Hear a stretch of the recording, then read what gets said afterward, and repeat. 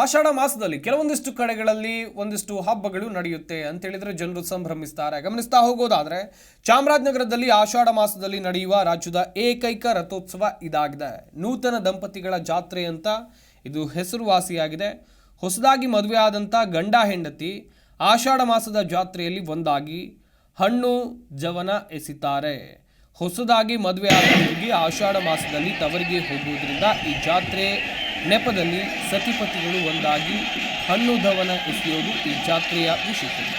ಮುಮ್ಮಡಿ ಕೃಷ್ಣರಾಜ ಒಡೆಯರ್ ಆಷಾಢ ಮಾಸದಲ್ಲಿ ಜನಿಸಿದ್ರಿಂದ ಈ ರಥೋತ್ಸವವು ಆಷಾಢ ಮಾಸದಲ್ಲಿ ನಡೆಯಲಿದೆ. ರಾಜತ್ವ ಮತ್ತು ದೈವತ್ವ ಇರುವ ವಿಶೇಷ ದೇಗುಲ ಇದಾಗಿದೆ. ರಥೋತ್ಸವ ದಿನದಂದು ಹಣ್ಣು ಧವನ ಎಸೆದರೆ ಸಂತಾನ ಭಾಗ್ಯ ಇಷ್ಟಾರ್ಥಗಳು ಸಿದ್ಧಿ ಆಗುತ್ತೆ ಎನ್ನುವಂಥ ನಂಬಿಕೆ ಇದೆ.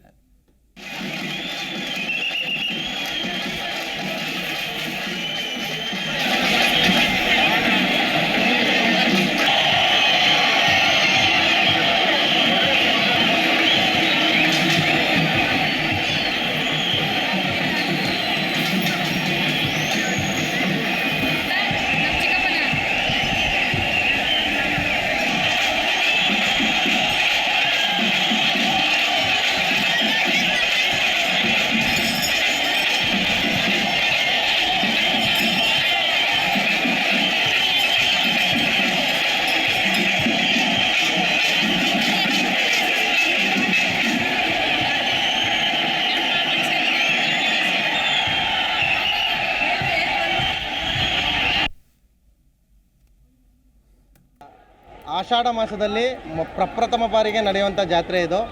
ಹಣ್ಣು ಜಾವನೆ ಎಸೆಯುವಂಥದ್ದು ಹೊಸ ನವ ದಂಪತಿಗಳು ಹಣ್ಣು ಜಾವನೆ ಎಸೆಯುವಂಥದ್ದು ಪದ್ಧತಿ ಈಗ ನಾವು ಎಸ್ತಿದ್ದೀವಿ. ಸುಮಾರು ವರ್ಷಗಳಿಂದ ಇದು ನಡೆದು ಬಂದಿದೆ. ಒಳ್ಳೆಯದಾಗುತ್ತೆ ಅನ್ನೋದು ಪೂರ್ವಿಕರ ಪ್ರತೀತಿ ಆಗಿರೋದ್ರಿಂದ ನಾವು ಎಸ್ತಿದ್ದೀವಿ. ನವ ಜೋಡಿಗಳೆಲ್ಲ ಬಂದು ಹಣ್ಣು ಜಾವನೆ ಎಸೆದು ಆಶೀರ್ವಾದ ಪಡ್ಕೊಳ್ಳಿ ಅಂತ ದೇವರಲ್ಲಿ ಬೇಡ್ಕೋತೀನಿ. ನೂತನ ದಂಪತಿಗಳ ಜಾತ್ರೆ? ನೂತನ ದಂಪತಿಗಳ ಜಾತ್ರೆ ಅಂತಲೇ ಕರೀತಾರೆ ಸರ್ ಇದನ್ನು. ಆಷಾಢ ಮಾಸದಲ್ಲಿ ಎಲ್ಲೂ ಜಾತ್ರೆ ನಡೆಯಲ್ಲ. ನಮ್ಮ ಚಾಮರಾಜನಗರದಲ್ಲೇ ಪ್ರಪ್ರಥಮ ಬಾರಿಗೆ ರಥೋತ್ಸವ ನಡೆಯುವಂಥದ್ದು ಆಷಾಢ ಮಾಸದಲ್ಲಿ. ನಮ್ಮ ಇಷ್ಟಾರ್ಥಗಳೆಲ್ಲ ಸಿದ್ಧಿ ಆಗಲಿ ಅನ್ನೋ ಒಂದು ಉದ್ದೇಶದಿಂದ ಹಣ್ಣು ಜಾವನೆ ಎಸೆಯುವಂಥ ಪ್ರತೀತಿ ತುಂಬ ವರ್ಷಗಳಿಂದ ನಡೆದು ಬಂದಿದೆ. ವಿಶ್ವವಿಖ್ಯಾತ ಆಷಾಢ ಮಾಸದಲ್ಲಿ ಪ್ರಪ್ರಥಮ ಬಾರಿಗೆ ನಡೆಯುವಂಥ ಜಾತ್ರೆ ಇದು. ಹಣ್ಣು ಜಾವನೆ ಎಸೆಯುವಂಥದ್ದು ಹೊಸ ನವ ದಂಪತಿಗಳು ಹಣ್ಣು ಜಾವನೆ ಎಸೆಯುವಂಥದ್ದು ಪದ್ಧತಿ ಈಗ ನಾವು ಎಸ್ತಿದ್ದೀವಿ. ಸುಮಾರು ವರ್ಷಗಳಿಂದ ಇದು ನಡೆದು ಬಂದಿದೆ. ಒಳ್ಳೆಯದಾಗುತ್ತೆ ಅನ್ನೋದು ಪೂರ್ವಿಕರ ಪ್ರತೀತಿ ಆಗಿರೋದ್ರಿಂದ ನಾವು ಎಸ್ತಿದ್ದೀವಿ. ನವ ಜೋಡಿಗಳೆಲ್ಲ ಬಂದು ಹಣ್ಣು ಜಾವನ ಎಸೆದು ಆಶೀರ್ವಾದ ಪಡ್ಕೊಳ್ಳಿ ಅಂತ ದೇವರಲ್ಲಿ ಬೇಡ್ಕೋತೀನಿ. ನೂತನ ದಂಪತಿಗಳ ಜಾತ್ರೆ? ನೂತನ ದಂಪತಿಗಳ ಜಾತ್ರೆ ಅಂತಲೇ ಕರೀತಾರೆ ಸರ್ ಇದನ್ನು. ಜಿ ಕನ್ನಡ ನ್ಯೂಸ್ ಈಗ ನಿಮ್ಮ ಮನೆಯಲ್ಲೇ ನೋಡಿ. ಎಲ್ಲ ಕೇಬಲ್ಗಳಲ್ಲಿ ಈಗ ಲಭ್ಯ.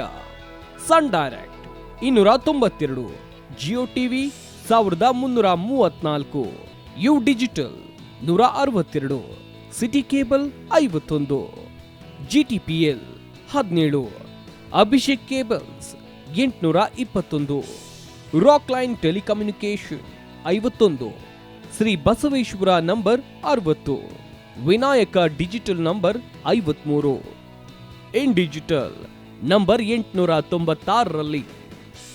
ನಿಮ್ಮಿಸ್ತದ ಜಿ ಕನ್ನಡ ನ್ಯೂಸ್ ನೋಡಿ ಆನಂದಿಸಿ.